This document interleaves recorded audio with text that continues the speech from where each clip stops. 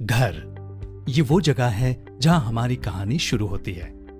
यहां हम चलना, दौड़ना, भागना, उड़ना, गिरना, फिर संभलना सीखते हैं। यहां हम पाना, जीना और खोना सीखते हैं, मगर एक बार फिर वापस पाने के लिए।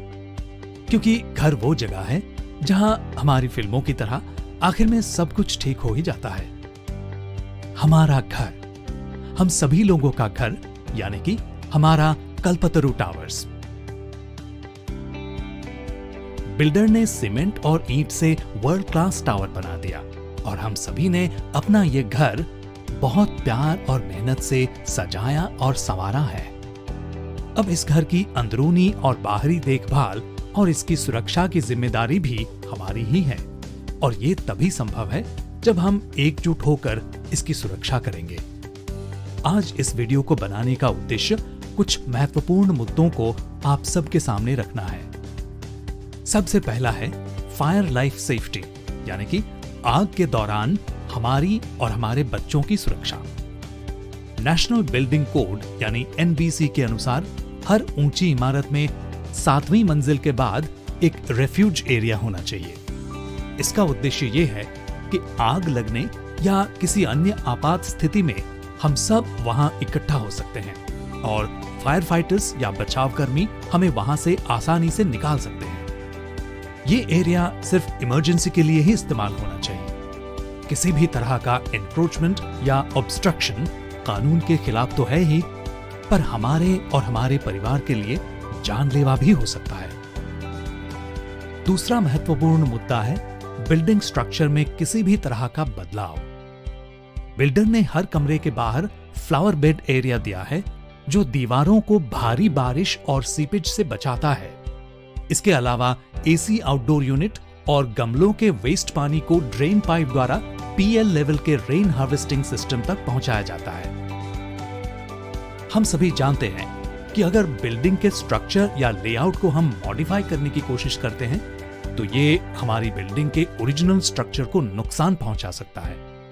पर कुछ ऐसी चीजें हैं जो हम जाने अनजाने में करते हैं, जो शॉर्ट टर्म में हमें फायदेमंद लगती हैं, पर लॉन्ग टर्म में हम सभी को भारी नुकसान पहुंचा सकती है। आइए देखते हैं कि वो चीजें क्या हैं। Structural damage. जब हम रूम के फ्लावर बेड को कवर करके खिड़कियों को बाहर शिफ्ट करते हैं तो इससे हमारी बिल्डिंग के बाहरी हिस्से में एक्स्ट्रा लोड आ जाता है और दीवारों में क्रैक्स भी आने का खतरा होता है। और हां, सोसाइटी का एलिवेशन तो खराब होता ही है। Kitchen duct area. Kitchen duct area में हमें पानी, गैस, ड्रेनेज जैसी विभिन्न यूटिलिटी पाइपलाइंस दी गई हैं। यदि हम इसे कवर या और कोई उपयोग करते हैं तो इन पाइपलाइन के मेंटेनेंस के समय हमें भारी तकलीफ हो सकती है। सबसे बड़ी बात यह है कि गैस लीक या आग लगने की स्थिति में हमें और हमारे परिवार को जान माल का नुकसान भी हो सकता है। External load and safety. हम लोग खिड़की के बाहर बॉक्स ग्रिल लगाकर स्टोरेज एरिया तो बढ़ा लेते हैं, पर भूल जाते हैं कि इससे बाहरी दीवारों पर एक्स्ट्रा लोड पड़ता है। इसके अलावा जब हम फ्लावर पॉट्स और एसी के आउटडोर यूनिट्स लगाते हैं तो इनका वेस्ट वाटर बाहरी दीवारों को बहुत ही गंदा करता है, जिससे सोसाइटी का एलिवेशन तो खराब होता ही है, पर पीएल एरिया पर पानी गिरने से हमारे सीनियर सिटीजन्स या बच्चों को चोट भी लग सकती है। Building insurance. हम सभी बिल्डिंग का इंश्योरेंस प्रीमियम हमारे मेंटेनेंस बिल में भरते हैं। अगर हम में से कोई भी फ्लैट ओनर एक्सटीरियर मॉडिफिकेशन करता है तो उससे होने वाले डैमेज को इंश्योरेंस कंपनी कवर नहीं करती, और ऐसी सिचुएशन में ऐसा कोई भी नुकसान बाकी सभी कल्पतरु वासियों को ही उठाना पड़ेगा। तो हम सारे कल्पतरु वासियों को एक साथ मिलकर अपनी और अपने परिवार की सुरक्षा और सोसाइटी की बेहतरी के लिए इन 5 चेंजेस को तुरंत रोकना होगा। 1. एक्सटीरियर या इंटीरियर दीवार को तोड़ना या मॉडिफाई करना। 2. खिड़कियों को बाहरी दीवार पर शिफ्ट करना। 3. Flower bed area, kitchen duct area या रेफ्यूज फ्लोर के छज्जे का एनक्रोचमेंट करना। 4. वेट एरिया जैसे कि किचन सिंक, शावर या टॉयलेट एरिया को शिफ्ट करना। 5. बाहरी दीवार पर बॉक्स ग्रिल या छपरा लगाना। हाँ, एक चीज और है जो कि बेहद जरूरी है।